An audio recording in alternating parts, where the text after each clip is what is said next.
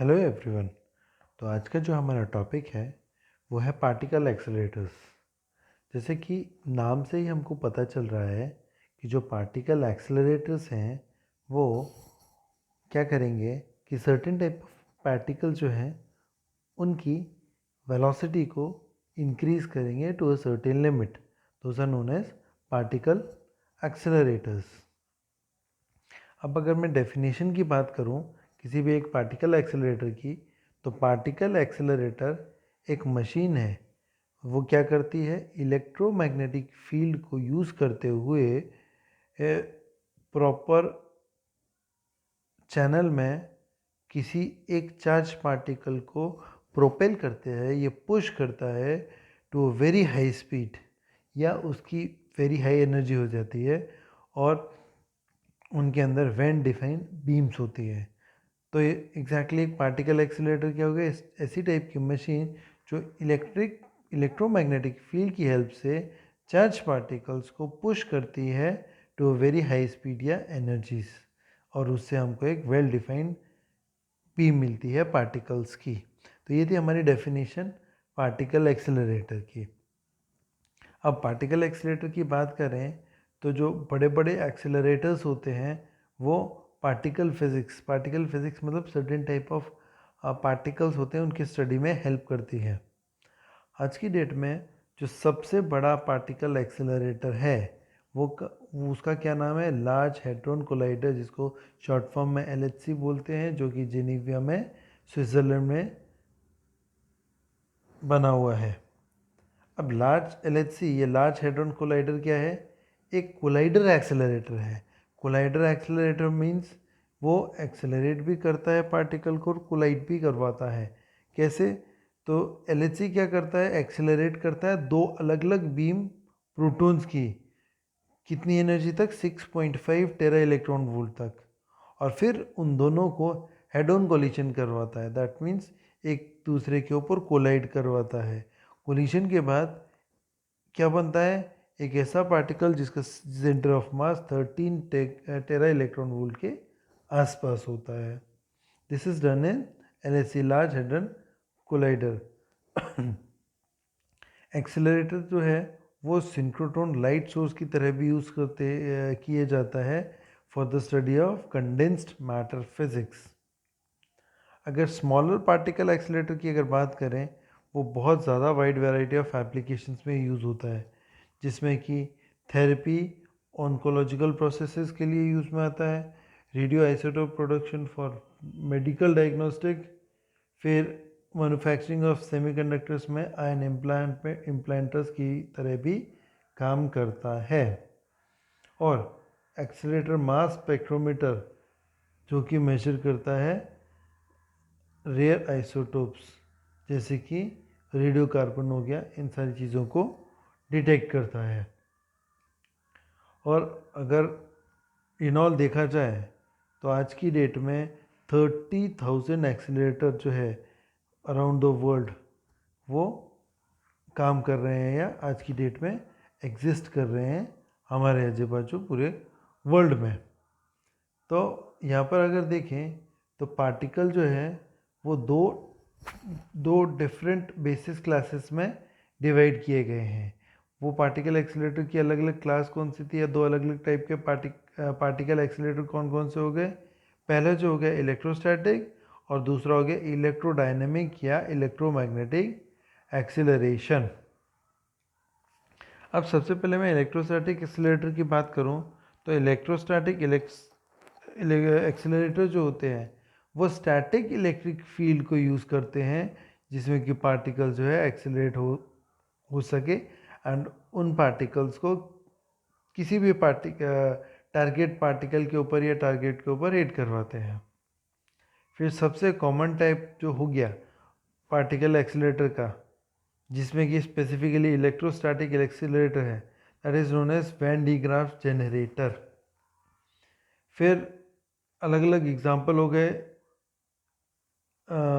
Electrostatic accelerator के, जिसमें कि कैथोड रे ट्यूब CRT, जो कि बहुत पुराने टेलीविज़न सेट्स में यूज़ हुआ करती थी, तो उसमें क्या है, अचीवेबल काइनेटिक एनर्जी जो होता है पार्टिकल्स की, वो एक्सेलरेटिंग वोल्टेज से डिटरमाइन की जाती है, जो कि इलेक्ट्रिकल ब्रेकडाउन में हेल्प करता है, या इलेक्ट्रिकल ब्रेकडाउन से लिमिट करता है हर एक चीज़ को।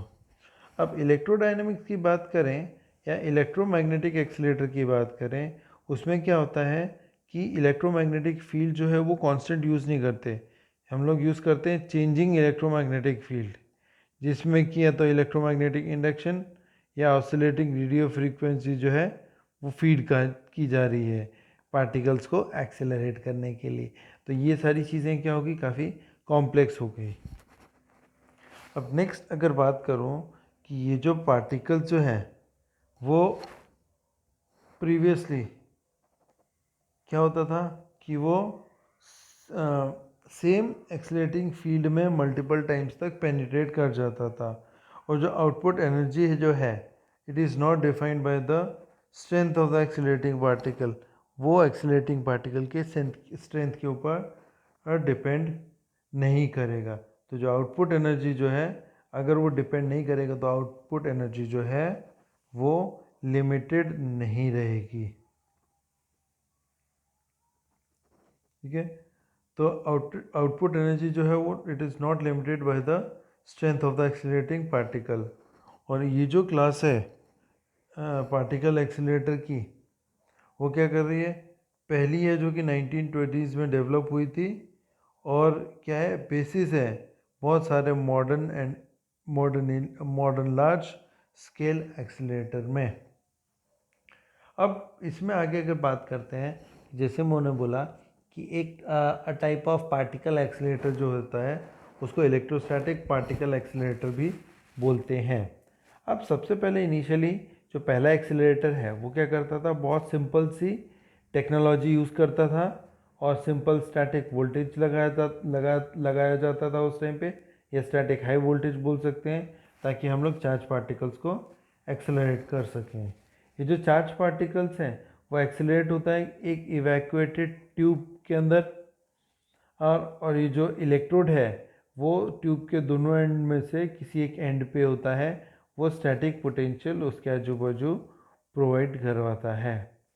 अब पता है कि जो पार्टिकल जो है उसमें क्या है, वो पास करते हैं सिर्फ एक बार पोटेंशियल डिफरेंस के बीच में से, और जो आउटपुट एनर्जी जो है वो लिमिटेड है to accelerating voltage of the machine से बहुत ज़्यादा लिमिटेड मशीन हो, जिसको लिमिट करके रखा हो, उसमें बहुत ज़्यादा हाई एनर्जी ये पार्टिकल हमको नहीं मिलते हैं।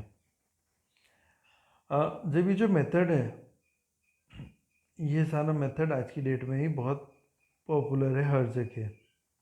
अगर हम बात करें इलेक्ट्रॉनिक्स एक्सेलरेटर की, जनरली जो नंबर रहता है तो वो क्या करता है, they are some suited to lower energy studies. फिर दो मेन टाइप के इलेक्ट्रोस्टैटिक एक्सीलरेटर होते हैं। पहला क्या हो गया, कॉक्रॉफ्ट वोल्टन एक्सीलरेटर, और दूसरा क्या हो गया, diode capacitor voltage the number. उसमें क्या हो गया कि द नंबर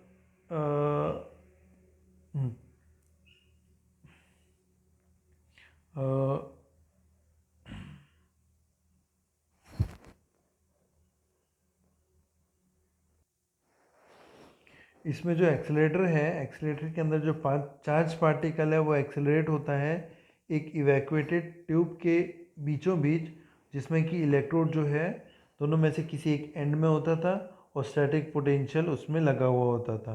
अब हमको पता है कि जो पार्टिकल है सिर्फ और सिर्फ एक बार निकलता है पोटेंशियल डिफरेंस के बीच में से, तो जो आउटपुट एनर्जी है वो सिर्फ लिमिटेड वोल्टेजेस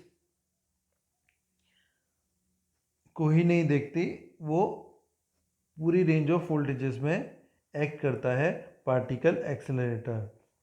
अब बोलते हैं कि जो मेथड है वो आज की डेट में बहुत ज़्यादा पॉपुलर है, और उसमें क्या है कि जो इलेक्ट्रोस्टैटिक एक्सेलरेटर जो होते हैं ग्रेटली, वो क्या कर रहे हैं, बाकी सारे के सारे जो एक्सीलरेटर हैं उनको फेज आउट कर रहे हैं, और वो बेस्ट सूटेड है इसके लिए लोअर एनर्जी स्टडीज़ के लिए।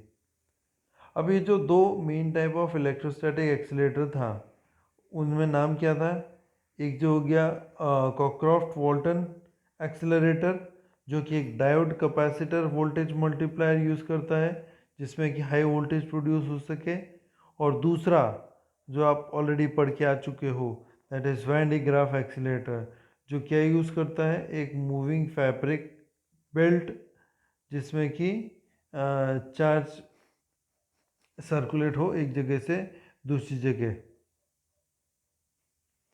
अब सेकेंड टाइप ऑफ मटेरियल जो है वो है इलेक्ट्रोडायनेमिक या इलेक्ट्रोमैग्नेटिक पार्टिकल एक्सीलरेटर। अब अगर इसमें देखें कि नॉर्मल सी बात है, हाई वोल्टेज पे वो क्या करता है? इम्पोज कर देता है इलेक्ट्रिकल डिस्चार्ज को, या बोल सकते हैं कि एक्सीलरेटेड पार्टिकल जो होता है उसको हायर एनर्जी पे शिफ्ट कर सकता है। और जो टेक्नोलॉजी है involving dynamic field rather than the static field are used.